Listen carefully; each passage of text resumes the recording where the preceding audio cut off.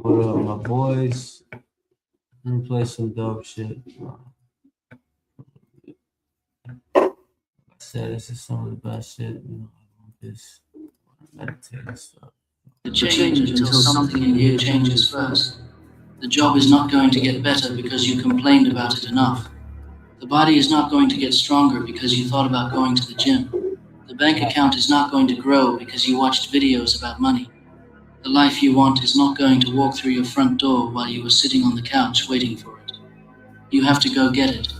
And before you can go get it, you have to change what you are doing.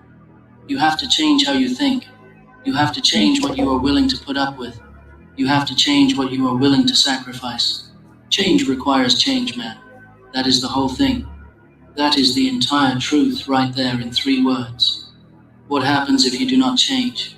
Not a trick question, a real one. What actually happens if 5 years from now you are still making the same excuses, still blaming the same people, still sitting in the same place, still telling yourself the same story about why your life has not worked out the way you wanted it to? You get older. That is what happens. You get older, and the window gets smaller. The energy you have right now starts to fade a little. The chances that are in front of you right now start to dry up. The people who believed in you start to stop asking. And one day, you look up, and 10 years have passed. Not 10 dramatic years. Not 10 years of trying, and failing, and trying again. Just 10 years of standing still, while the world moved around you. 10 years of maybe and I will start Monday, and I just need the right moment. And you will look back at the version of yourself sitting there right now, and you will feel something that is worse than pain. You will feel regret, and regret is not loud. Regret is quiet. Regret is sitting alone at night, knowing what you could have been, and knowing that the only person who stopped you was you. Imagine you are on your deathbed, and standing around that bed are not your family members, not your friends. Standing around that bed are the ghosts of everything you did not do. The ghost of the business you never started. The ghost of the relationship you never fought for. The ghost of the body you never built. The ghost of the person you could have become if you had just been willing to make one different choice on one different morning. And those ghosts are not sad. They are angry because they came to you. They were yours. They were waiting for you. And you sent them away every single day by choosing comfort over courage, choosing safety over growth, choosing the familiar over the possible. How many ghosts are going to be standing around your bed? How many versions of yourself that you never became are going to be looking down at you asking why? Time does not wait for you to feel ready. It does not pause while you figure yourself out. Every single day that you choose not to change is a day you will never get back. And you might think this does not apply to you. You might say, I am young, I have time, I will get to it. But the people who are 40 and lost said the same thing when they were 25. The people who are 60 and full of regret said the same thing when they were 40. Every single person who wasted their potential thought they had more time than they did, and every single one of them was wrong. The cost of staying the same is not just stagnation. The cost of staying the same is your life, your one life, the only one you are going to get. The most dangerous trap that exists is not laziness. Lazy people at least know they are being lazy. The most dangerous trap is what you might call productive procrastination. It is when you feel like you are doing something because you are busy doing everything except the actual thing.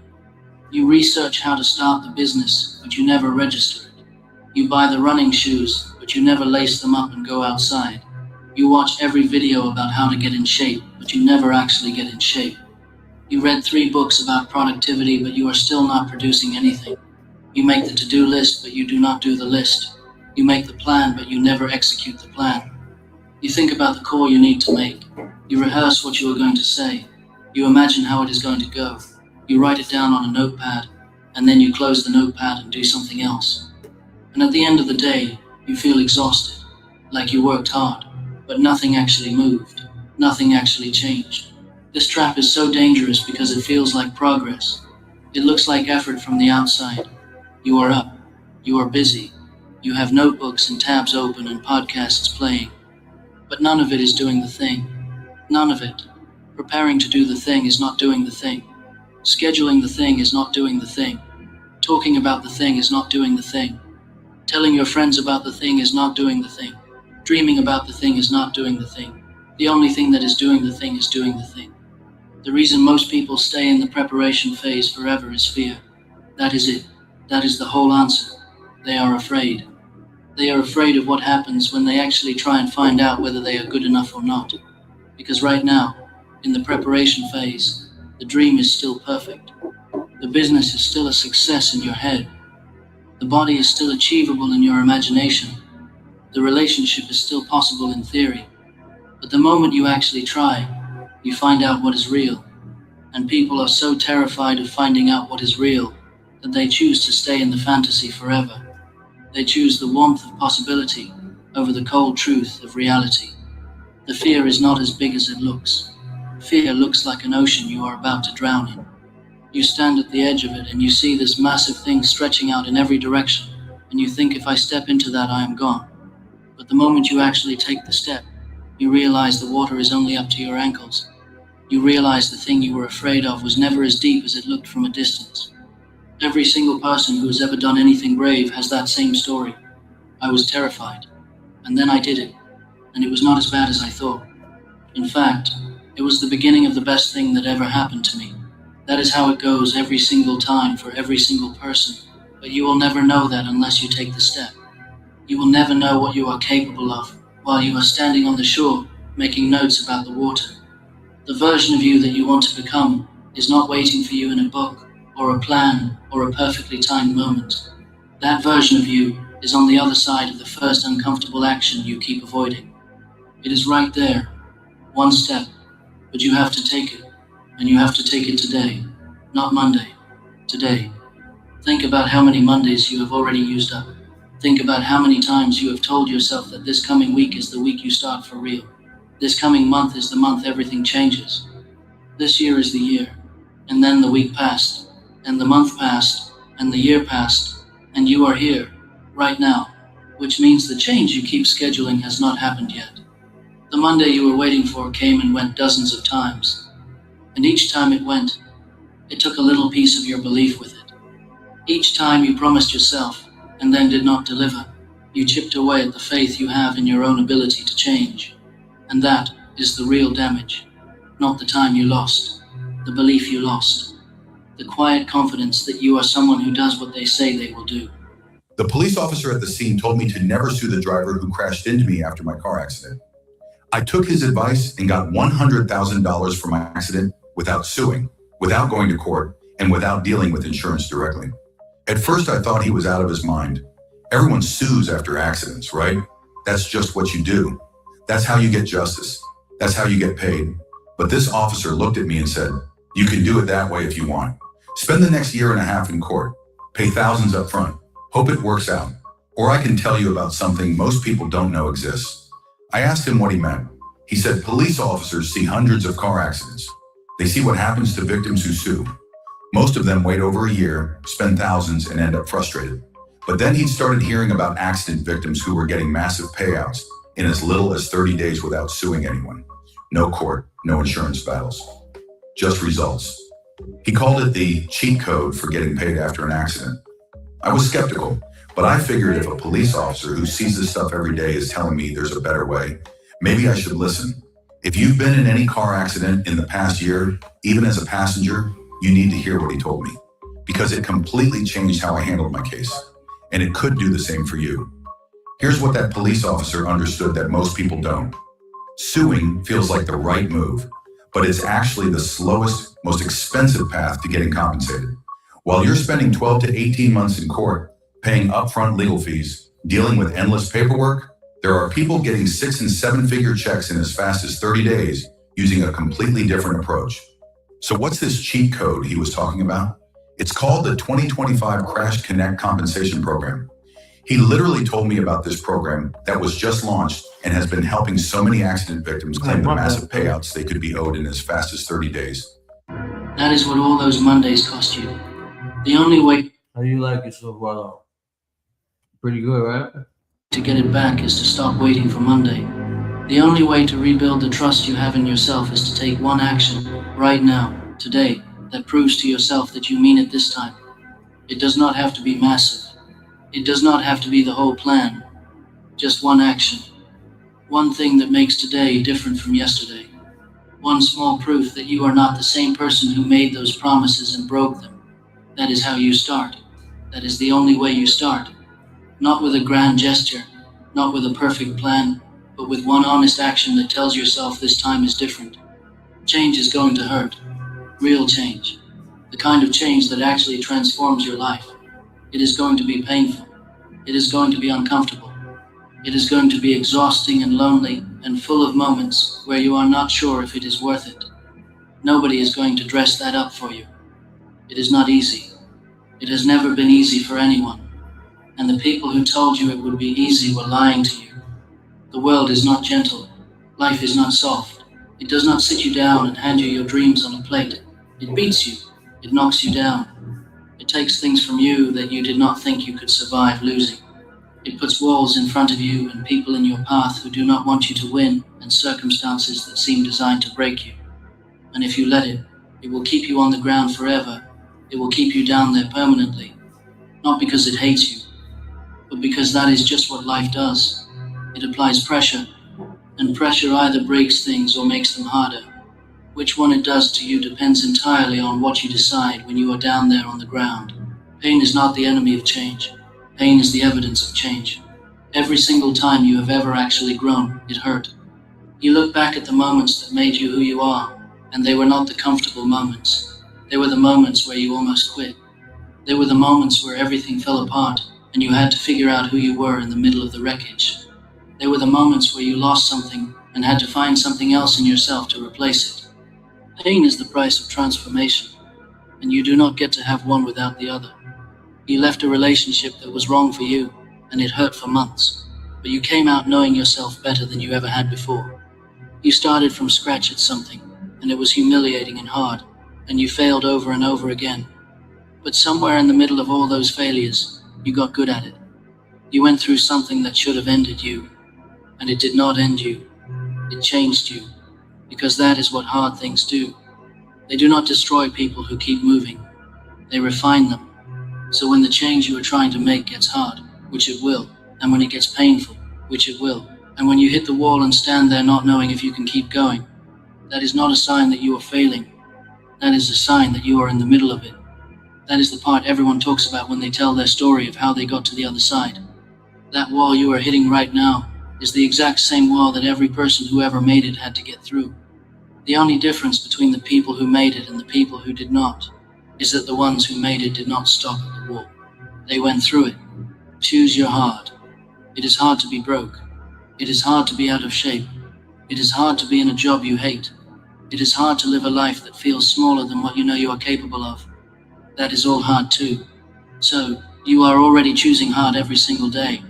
The only question is whether the hard you are choosing is building something or keeping you stuck. Whether the pain you are feeling is the pain of growth or the pain of standing still. Because they are both painful, but only one of them gets you somewhere. And to the person who has tried before and got hurt, the person who made the change once, or tried to, and then something happened. Life got in the way. They got knocked back down. And now the idea of trying again feels worse than the idea of never having tried at all. Because at least if you never try, you can hold on to the possibility. What happened to you was not the end of the story. It was a chapter, a hard chapter, a painful chapter. A chapter that tested whether you actually wanted this or just liked the idea of it. But it was not the end. The end is written by what you do next. Not by what happened to you. By what you do with what happened to you. The people who truly make it are not the ones who avoided failure. They are the ones who failed and showed up the next day anyway. They are the ones who got knocked down and decided the ground was not where they belonged. They got back up, not because they were not hurt, but because staying down was not an option they were willing to take. A lot of people hear the message, feel the fire, get up and say, I am going to change my life, and they mean it. In that moment, they fully mean it. But what they do not do is get specific. They do not sit down and identify the actual, concrete, specific thing that needs to change. And without that, the fire burns out in 3 days and they are right back where they started, wondering why motivation never sticks. Nothing is going to change until you change something specific. Not your mindset in a vague general sense. Something specific. What time do you wake up in the morning? Because if you are waking up at 9 and your goals need someone who is up at 6, That is a specific change. What are you eating every day? Because if you want a body that performs, that starts with a specific change on your plate. What are you doing with the first 2 hours of your day? Because if those hours are going to scrolling and reacting and consuming other people's content, that is a specific pattern that needs to change. What are you spending your evenings doing? Because that is your extra time. That is the time that separates the people who get ahead from the people who stay behind. And if that time is disappearing into a screen every single night, that is a specific problem that needs a specific solution. You do not have to change everything at once. That is not how it works. That is actually one of the reasons people fail. They try to change everything at the same moment, and 2 weeks later they have changed nothing because they were overwhelmed. You change one thing. You change one thing, and you do it consistently until it becomes who you are. Then you change something else. One day in the gym is nothing. You will not feel it. You will not see it. But 100 days in the gym, you are almost a different person. The compound effect of small, consistent, specific changes is the most powerful force in human development. It is just invisible for a while. And most people quit before the invisible becomes visible. The work that nobody sees is the work that matters most. It is the 5 a.m. session when no one is watching. It is the extra hour you put in after everyone else went home.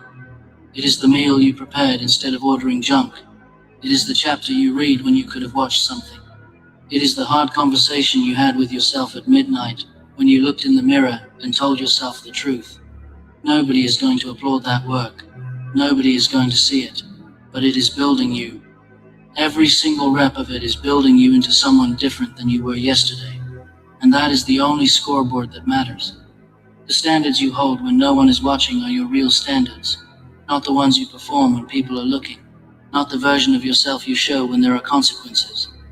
The version of you that exists at 9 p.m. on a Tuesday when nobody cares what you do and you can do anything you want. That version of you is your true character. And if that version of you is choosing the easy thing every single time, you are programming yourself for a soft life.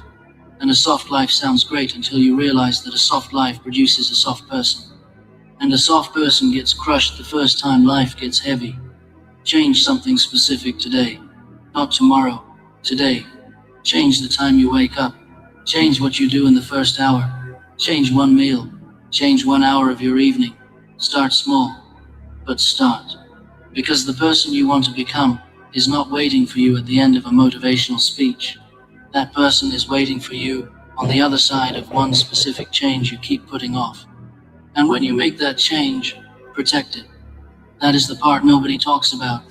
You make the change, you feel good about it for 2 or 3 days, and then life comes at you. Something stressful happens. You have a bad week. You miss a day. And most people use that one missed day as a reason to quit entirely. They say, well, I already broke the streak, so what is the point? And just like that, the change is gone, and they are back where they started. Do not do that. One missed day is not a failed change. One missed day is just a missed day.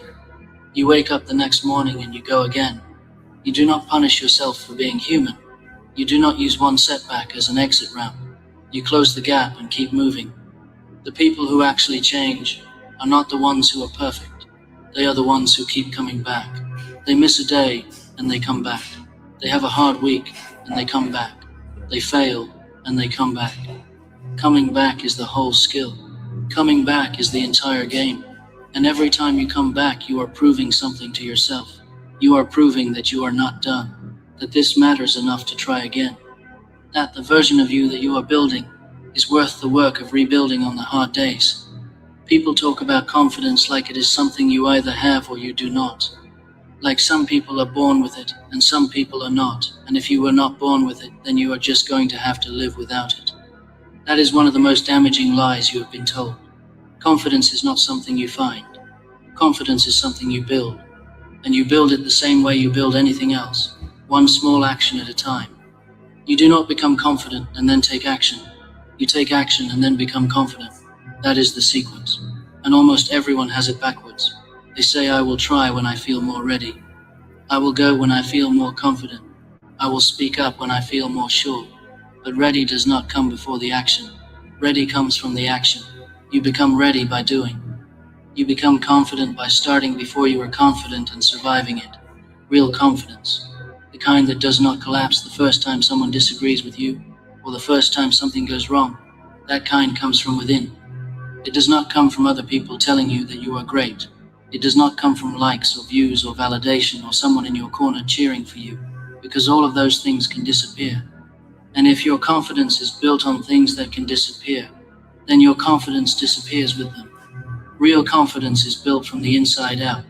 It comes from knowing that you have done hard things before. It comes from knowing that when everything went sideways, you did not fall apart. It comes from knowing that you have a track record with yourself of saying you were going to do something and then actually doing it. Follow-through matters not for other people, but for you. Every time you say you are going to do something and then do not do it, you teach yourself that your word means nothing. You teach yourself that you cannot be trusted. And once you have that relationship with yourself, everything gets harder. You say, I am going to start tomorrow. And somewhere underneath that sentence, there is a version of you that has already heard that before and stopped believing it. Every single time you tell yourself you are going to do something and then you actually do it, no matter how small, you build something. You build evidence. A case for yourself that says I can be trusted. I follow through. I do what I say. And that evidence compounds over time the same way everything else does. 100 small moments of doing what you said you would do, and one day you look up and you are the person who does hard things. Not because you were born that way, because you built yourself that way, one followed through promise at a time. And about the people who are not rooting for you yet, the people who have not started clapping for you, the people who do not see it yet, who do not believe in it yet, who think you are crazy or foolish or reaching too far. That is fine. That is actually good information. The path to being exceptional is... Sorry, that's my phone.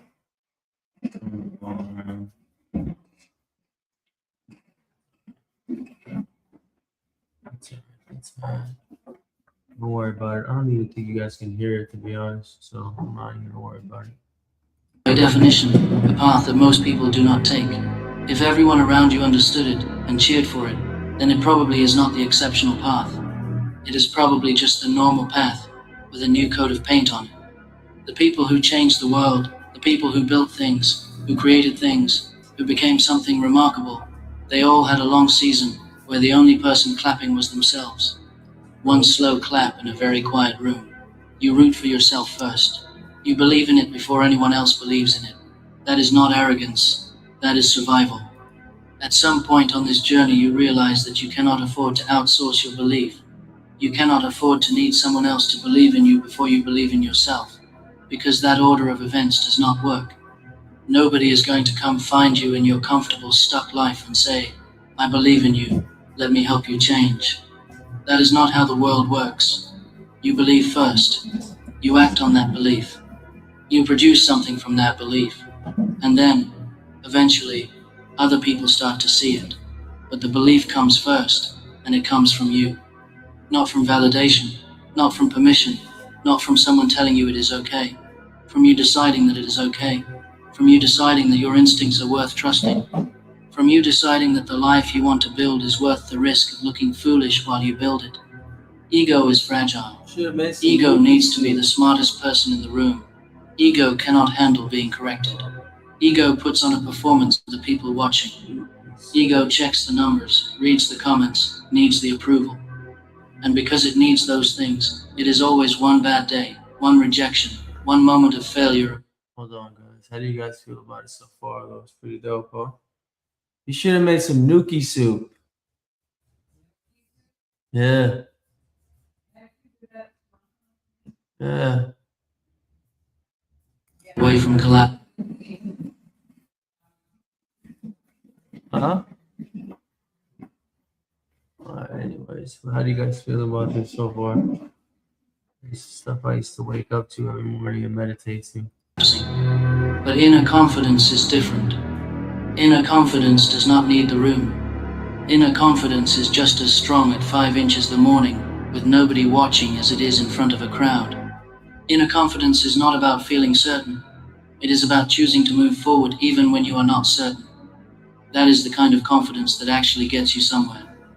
Not the loud kind. Have you ever left a doctor's appointment feeling like you got nothing useful? Maybe they just said, you're fine, or told you to drink more water. The quiet, consistent, does the work, regardless kind. 3 questions, and actually answer them. Not speed past them to get to the next part. Actually sit with them. What do you want? Not what your parents wanted for you. Not what your friends think makes sense. Not what is safe or realistic or responsible, according to the people around you. What do you actually want? If you could design your life from scratch, if you could build the thing you actually feel pulled toward, if you could spend your days doing the work that makes you feel like yourself, what would that be? Because most people cannot answer that question. Not because they do not have desires, but because they have spent so long suppressing them in favor of practical and sensible and safe that they have lost touch with what they actually want. They have been so busy maintaining an acceptable life that they forgot to ask whether it was the life they actually chose. You are writing your life story every single day. Every single morning when you get up and decide what you are going to do with those hours, you are writing a sentence in that story. And most people are not thinking about what story they are writing. They are just reacting. They are just getting through the day. They are just surviving. But you do not get to survive your way to a meaningful life. You have to build it. You have to decide what it is going to say, and then go write it on purpose. How badly do you want it? Wanting something is easy. Saying you want something is free. Everybody wants a better life. Everybody wants more money, a stronger body, better relationships, more freedom, more peace, more purpose. That costs nothing to say. But how badly do you want it when it is 6 in the morning and you have to get up? How badly do you want it when it is uncomfortable and boring and slow and nobody is watching and nothing is happening and you cannot tell if it is even working? How badly do you want it when someone tells you it is not going to work? How badly do you want it when it costs you something you like? When it costs you comfort? When it costs you sleep? When it costs you the approval of people around you? When it costs you the easy version of your day? That is when you find out how badly you actually want it. How much are you willing to give? The people who get the thing they want, the ones who actually get there, they all paid a price. A real price. Not a symbolic one. Not a sacrifice they talked about in interviews. A real, daily, consistent, often invisible price. They worked when they did not feel like it. They stayed in it when it was not working. They gave up things other people kept. They chose the long path over the short one, over and over again for years before anything showed.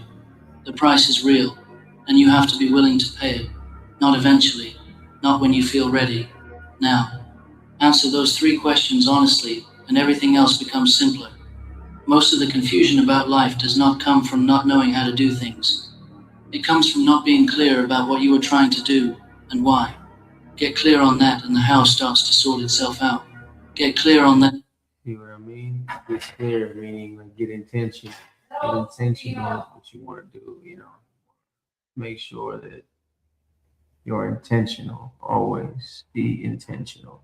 And the hard days get easier because you know what they are for. Get clear on that, and the people who tell you it is impossible, stop bothering you because you are not interested in their version of what is possible. You are not far. You are not as far from the life you want as it feels right now. You are not multiple impossible leaps away. You are one decision away, one real decision, not a declaration, not a moment of inspiration, a decision, a concrete, specific, I am going to do this differently starting right now decision. That is all it ever takes. You ask the people who turned it around, the ones who went from nothing to something, from stuck to moving, from lost to found. You ask them when it happened. And almost every single one of them will tell you about a moment, a specific moment, when they looked at their life and decided they were done being that version of themselves. When they decided the cost of staying the same was higher than the cost of changing.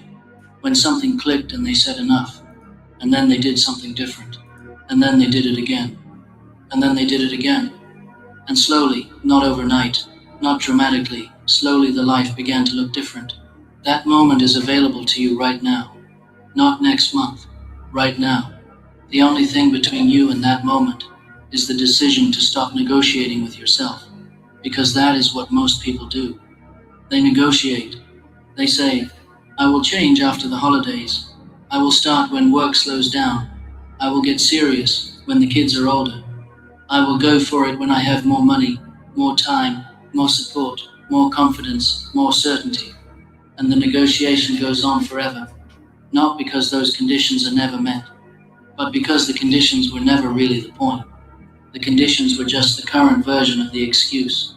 And when those conditions are met, there will be new conditions. There will always be a reason to wait, unless you decide that you are done waiting. Stop being afraid of being a fool. You have to be willing to look foolish. You have to be willing to start badly. You have to be willing to try something and not be good at it yet. You have to be willing to tell people about the thing you are building before it exists. You have to be willing to fail in public and keep going anyway. Because the willingness to be a fool is the beginning of every great thing.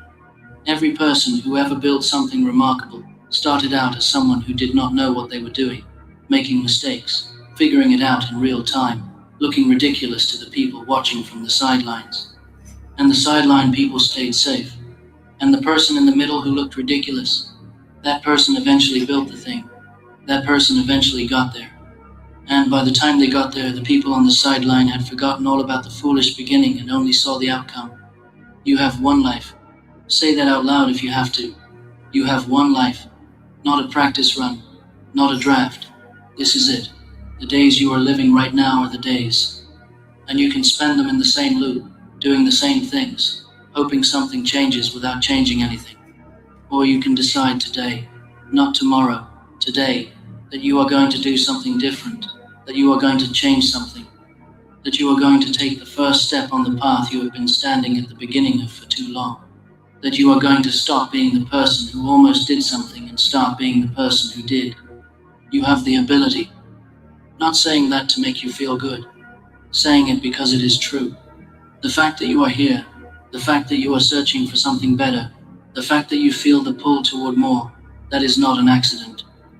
That is not false hope. That is something real inside of you trying to get out.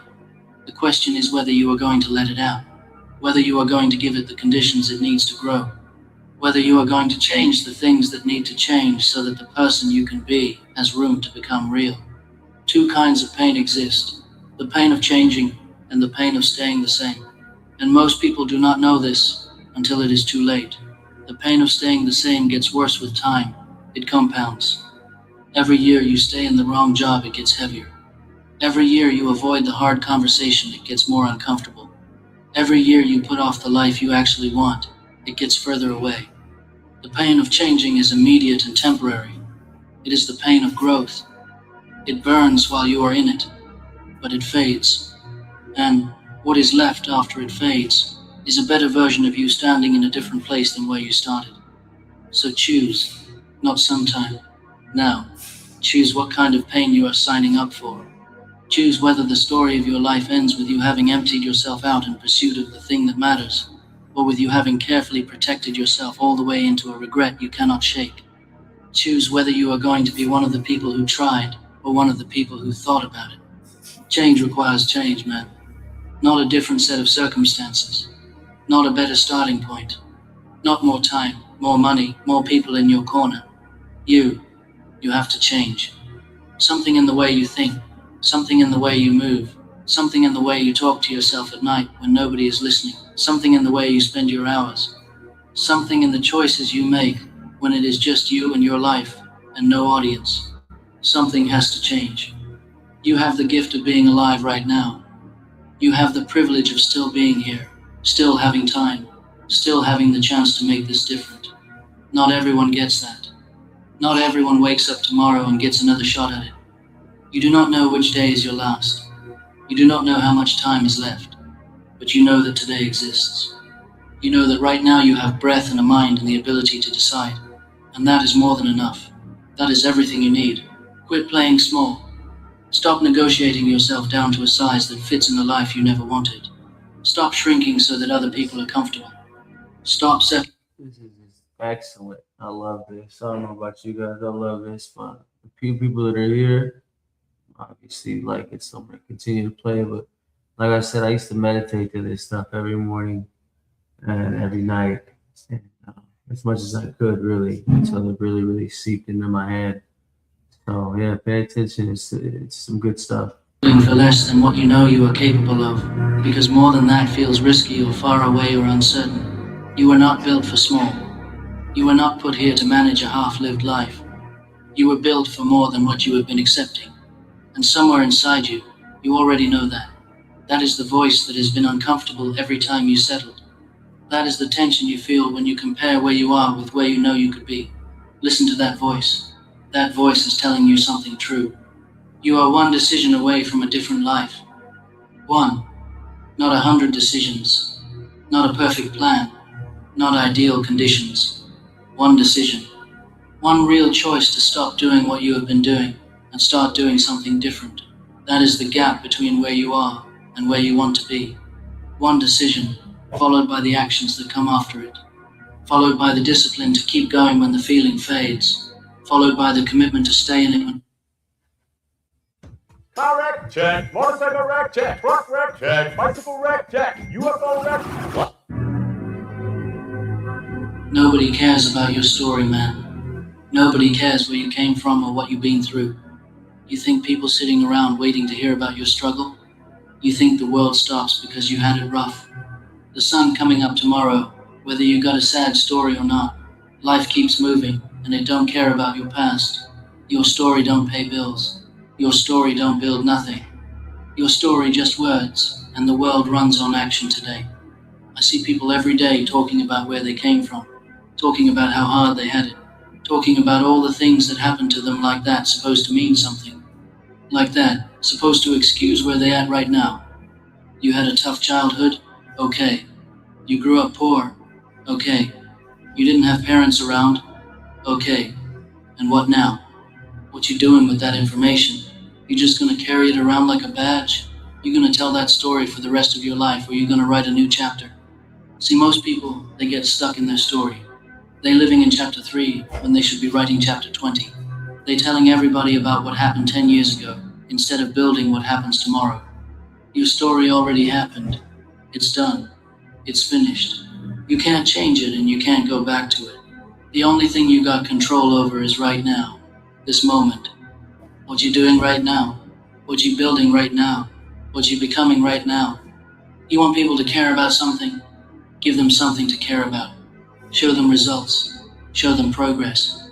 Show them somebody who took all that pain and turned it into power. Show them somebody who had nothing and built something. That's what people care about. Not your excuses, not your reasons, not your explanation for why you ain't where you're supposed to be. They care about what you did despite everything. They care about the comeback, not the setback. I talk to people all the time and they start every conversation with their story. Hi, my name is this, and let me tell you why I'm not successful yet. Let me tell you about my trauma. Let me tell you about my circumstances. And I'm sitting there like, okay, but what are you doing today? What did you do this morning? Did you wake up early? Did you work on your skills? Did you study? Did you train? Did you build? Or did you just wake up and start telling your story again? There's this thing people do where they think their story gives them permission to stay stuck. Like because you had it hard, you're supposed to keep having it hard. Like because you started at the bottom, you're supposed to stay at the bottom. That's not how it works. Your story is supposed to be fuel. Your story is supposed to be the reason you go harder than everybody else. You came from nothing. That should make you hungry, not hopeless. You faced obstacles. That should make you tougher, not weaker. You got knocked down. That should teach you how to get back up, not how to stay down. Winners don't talk about their story until after they win. You know why? Because they too busy writing the ending. They too busy working. They too busy grinding when everybody else sleeping. They too busy learning and improving and pushing themselves to the limit. They don't got time to sit around explaining why they're not there yet. They just focused on getting there. The story comes later. The story is what you tell after you made it, not while you're still struggling. You think Kobe Bryant was in the gym at 4 a.m. telling people his story? No, he was working, he was shooting, he was perfecting his craft. The story came after the championships, after the legendary career, after he had something to show for all that work. That's when the story matters. When you can point to something real and say, look, this is what I built despite everything. Your story don't make you special. You know what makes you special? What you do with your story, how you respond to it, how you use it, how you transform it into something powerful. Pain is common. Struggle is common. Hard times are common. Everybody got a story. Everybody been through something. The difference between winners and losers is what they do with that story. Winners use it as fuel. Losers use it as an excuse. I grew up with people who had the same story as me. Same neighborhood. Same struggles. Same lack of resources. You know where most of them at now? Same place they started. Still telling the same story. Still talking about how hard they had it. Still waiting for somebody to feel sorry for them. Still expecting the world to care about their circumstances. And the world just passed them by. Because the world don't stop for your story. The world keeps moving, and you either move with it or you get left behind. Stop waiting for people to understand your story. Stop waiting for people to acknowledge your struggle. Stop waiting for people to give you credit for what you've been through. Nobody cares. They got their own problems. They got their own struggles. They got their own story. They're not sitting around thinking about yours. They worried about their own life, their own bills, their own family, their own goals. You think your boss cares about your story when you're late to work. You think your customers care about your story when you don't deliver. You think success cares about your story when you're not putting in the work. The only person who needs to care about your story is you. And you need to care enough about it to change it, to rewrite it, to make the next chapter better than the last. You need to care enough to stop being the victim of your story and start being the hero.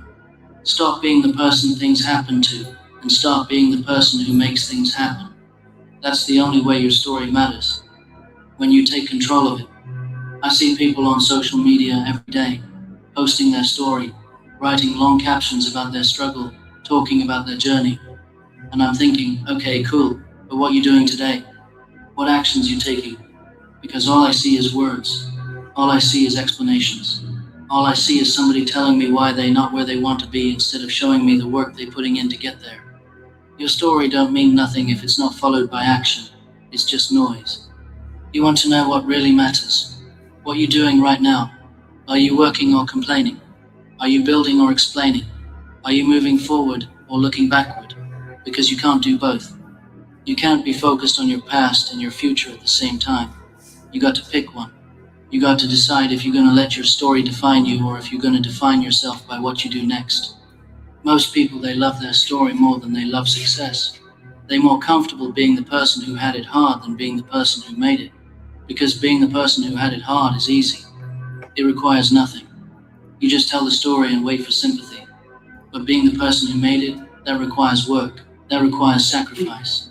That requires you to stop talking and start doing. That requires you to let...